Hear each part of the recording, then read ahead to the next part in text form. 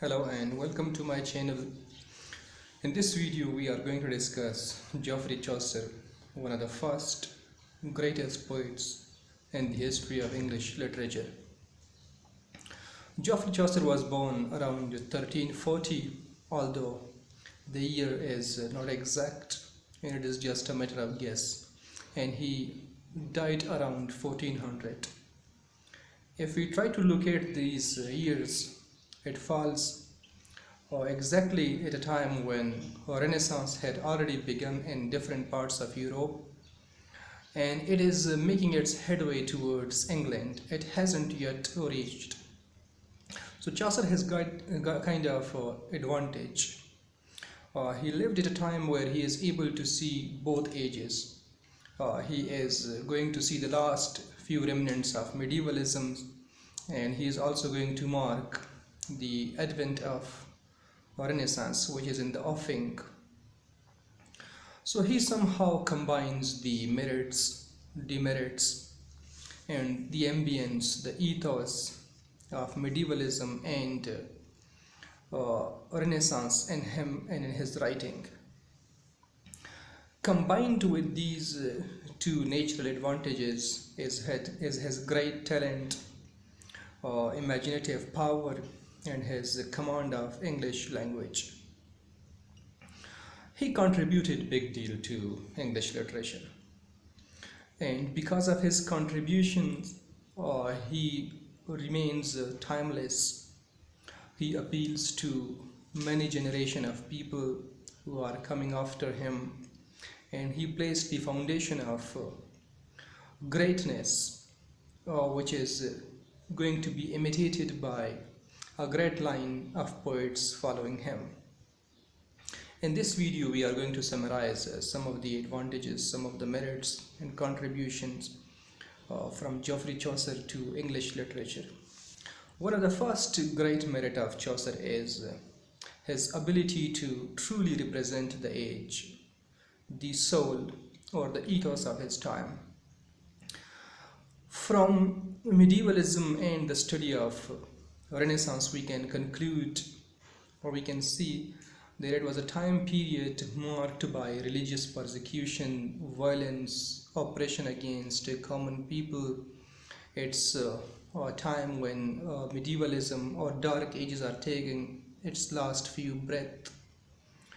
Yet the influence of the Confederation, which is kind of oppressing people, ordinary people, is strong.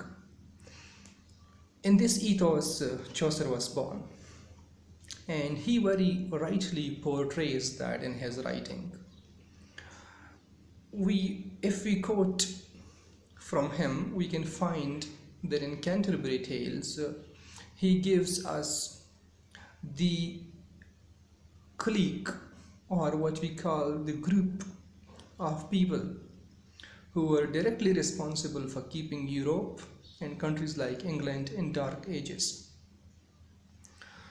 One of the biggest bureaucracy was created by the religious officials, from Pope down to ordinary partners and parsons. And in this book, Canterbury Tales, while 29 people are on pilgrimage, Geoffrey Chaucer is giving them company along, and from both sides each person is supposed to tell 2 stories, total 4. He is going to describe before us all those people that he is keeping along. The big majority of people is composed of religion, people who belong to the bureaucracy of religion, from monk to priest to partners and parson. These characters reveal before us the situation that how religion was used to persecute, or it was keeping with certain ills which were responsible for corrupting the society. One example that we can quote from Canterbury Tales is the instance of monk. Monk were supposed to be kind of people who are ascetic, God-fearing, and by that definition they are supposed to be simple living. If we check him out in Canterbury Tales, we find that this monk is not simple. He eats a lot, he rather gormandize, eat greedily, and because of excessive eating he has grown big belly around his stomach. Another example could be that of Clark. Now Clark represents the advent of Renaissance. One of the meanings of Renaissance is exploration of knowledge. And in this Canterbury Tales, by giving the character of Clark, Chaucer is in fact telling us how ordinary people are now moving away from following some kind of superstitions, supernatural beings so blindly. These people, ordinary people, are now focusing upon obtaining knowledge. They are curious, and this Oxford Clark is an important representation of what is going to happen in England very soon, at large, and in Europe in general. So by giving us these characters, Chaucer is in fact telling us about the social religious ethos of the time and how these people are struggling in their own capacity. If on the one hand the religious people are trying to keep society backward, there are people like Oxford Clark who are trying to make it progressive, who are trying to make it knowledgeable. So in these and in many other examples from Canterbury Tales, you are going to find the instances of the fact that Chaucer thoroughly represented his age. Another important characteristics of Chaucer is the fact that he is one of the first classic poets of English literature. As many critics would say, English spirit is one of classic, combining reality with fiction, with imagination. It's not as purely romantic as French spirit is. Chaucer truly does this, and in this regard he is also one of the precursors of many generation of poets who are going to follow. We just saw that Chaucer truly represented the ethos, social and political ethos of his time. Yet that's not all Chaucer is going to limit himself to. He at times combines his creative power, creative ability with the actual scenario of the time. And by doing this, he created characters which are not only fixed in the time, they live off pages. For instance, if we check out the character of Wife of Bath in Canterbury Tales, it's an interesting example of the independence of women, the kind of women that might not have lived in abundance in majority during the time when Chaucer was living. Yet he is going to give us a window of the kind of women that we may encounter, the freedom that he visualized for them. So in this regard, Chaucer is not only speaking of the reality of the time, he is also speaking of the what is going to happen in the entire Europe as well as in England. Another important thing about Chaucer is to remember is his originality. Chaucer is a very original poet, and this has a lot to do with another of his quality which was quite natural to him, his intellectualness. Chaucer was a great intellect. One thing, he was gifted.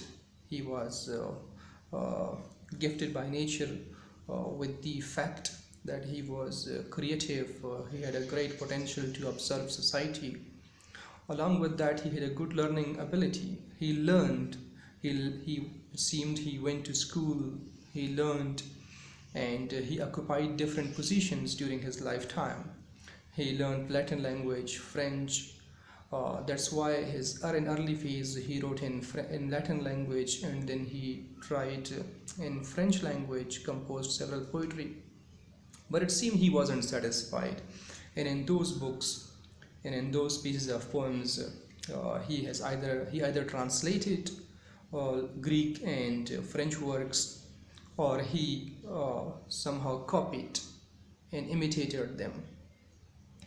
But that's where he doesn't fit well. Then he switched to English language and saw the great potential of English. There he combines his creativity, originality, to suit it to the power and appeal of English language. So combine these two things, the potential of English language and his creativity. Chaucer stands out as one of the original poets. He sees society, he thinks, and then he writes. And as a result, what comes up is one of the greatest pieces, the Canterbury Tales, which stands out one of the greatest book in the history of English literature, which is enjoyed, read, also recommended in courses across universities. And it could not have been possible if he did not have a vast body of knowledge which came to him by first-hand observing Italy, France, served as an ambassador to the king and served as a transcriber to the kings at times. He would write for the kings. So living in all these posts, enjoying all these positions because of his knowledge, his great intellect, he was able to give us this great piece of Canterbury Tales. We need not forget something that relates to Renaissance very much, that is humanism. Chaucer was a great humanist, which is also the ethos of Renaissance. Humanism means interest in human, and Chaucer is every inch interested in the lives of people around him. He did write about demons, witches, supernatural beings, fairy tales, while writing in Latin and French. But that did not amaze him. So when he moves to write Canterbury Tales, he doesn't limit himself to these supernatural stories. He comes out, he flunks, he abandons those supernatural stories, and he focuses on what interests human, or what is interesting about humans.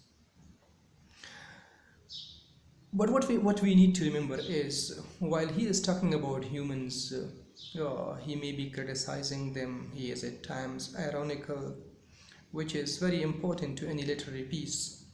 There should be critical elements, satire, irony, humor in them. One thing that makes Chaucer unique is the fact that he is never malicious. He is never harmful. Whenever he satirizes, or he ironizes, or he is kind of poking fun at people, it's very light-hearted, light-natured, as well as done in good fun, what we call tongue-in-cheek remarks. So that the person at the end of the day isn't very much offended. He's not very critical in this case. So we need to remember this as well, along the fact that he is representative, he's a good humanist, he's a great humanist, he's a classic and original poet. He did have a good command of figurative devices. He was technically very sound. And while he is using all those technical devices, he is never malicious, or he is never very harmful. He doesn't offend.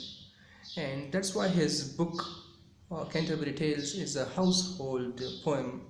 Everybody can read it and find something interesting in them. Like we just said, he was a great, a master artist. We need to remember that in this case he holds two important merits. One is the choice of East Midland dialect of Middle English. English language is usually divided into three phases: Anglo-Saxon, Middle English, and the modern English language that we speak today. While he was living, he could have opted for Anglo-Saxon vocabulary or Anglo-Saxon language. The one which was still in transition phase in London. Many people were thronging to London. It was becoming a hub of trade, knowledge and education, or Renaissance was appearing.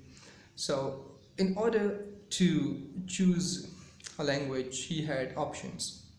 He chose the one which was spoken by the educated majority of London, that was East Midland dialect of Middle English.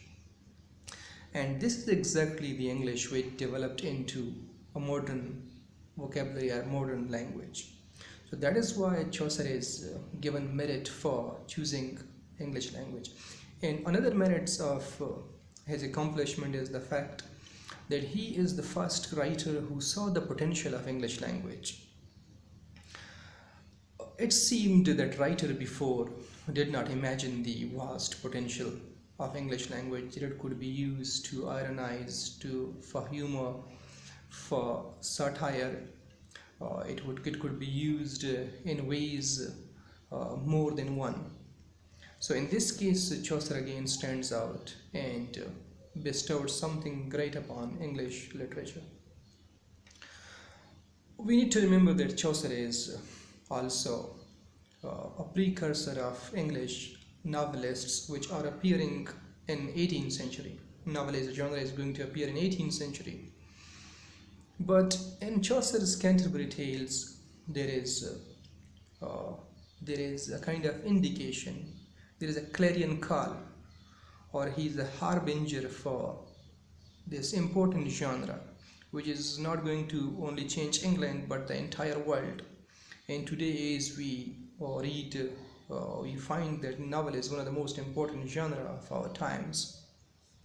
Chaucer did have certain elements of novel in his book, The Canterbury Tales. It is not like drama only, speaking of ordinary people or ordinary masses, as well as the kings and elites. It takes characters from all spheres of life. There is knight, there is priest, monk, and down to human, an ordinary character. He takes every character on board as this life itself is. And it seems that he has created a microcosm, a universe of his own. And in this universe, like this world, the way God created, and as David Dishes would say, here is God's plenty. We can find character from all spheres of life. And this is such a great advantage. And today, as we read about, and as we read many novels, we find that in novels, one can find character from every corner, from every sphere of life. Even in ordinary character, back then in Greek civilization, Ulysses would be some powerful character to be portrayed in poems. Down in 21st century and 20th century, when the novel Ulysses is written, it's not a very towering character, it's an ordinary character, but he is epitomized as a hero. He is great and powerful as Ulysses, the king in Greek civilization. So if we compare this analogy, we could see that Chaucer has kind of given us or he predicted for us the advent of novel, which is yet some 300 years to come. So in all these things, if we check out, Chaucer stands as one of the greatest writer. So hopefully this video summarize important points for you.